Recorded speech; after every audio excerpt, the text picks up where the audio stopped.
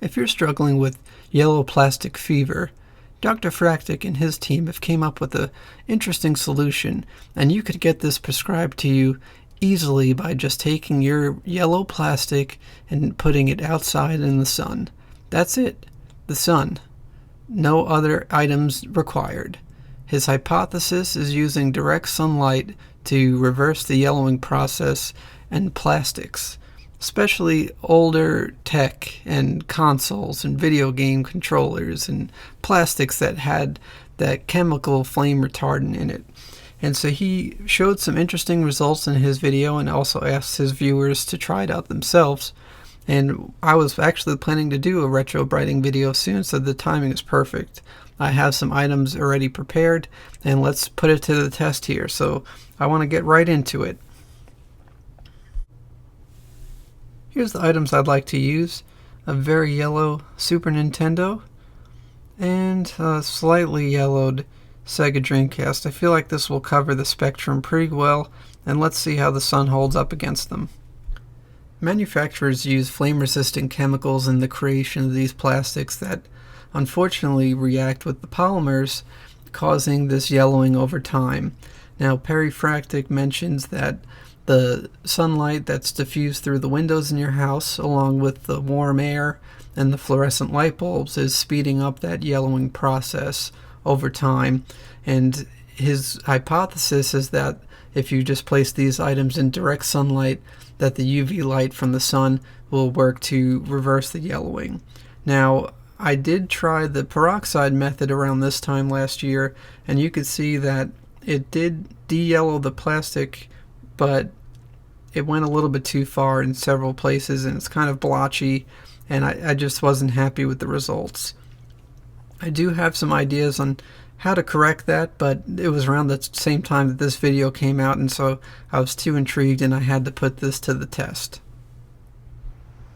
Here's my little setup with some gift boxes lined with tin foil, set up on a TV tray to keep it elevated, and it was easy to keep this mobile and chasing the sun. And so this was the first night.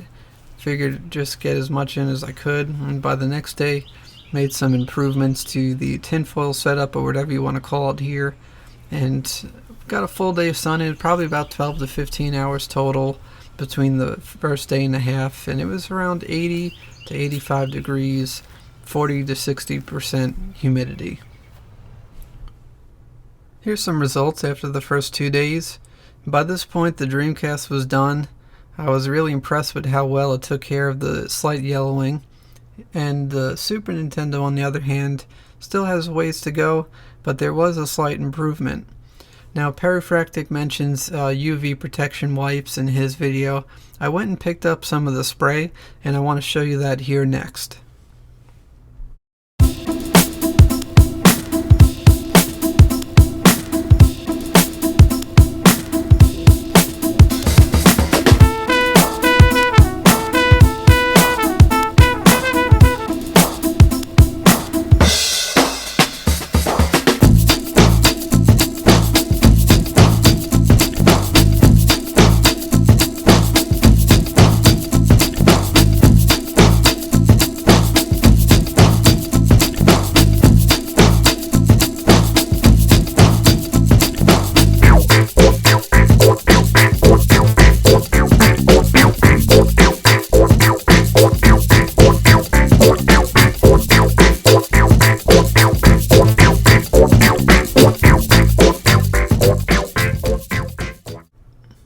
Okay, so back to the Super Nintendo.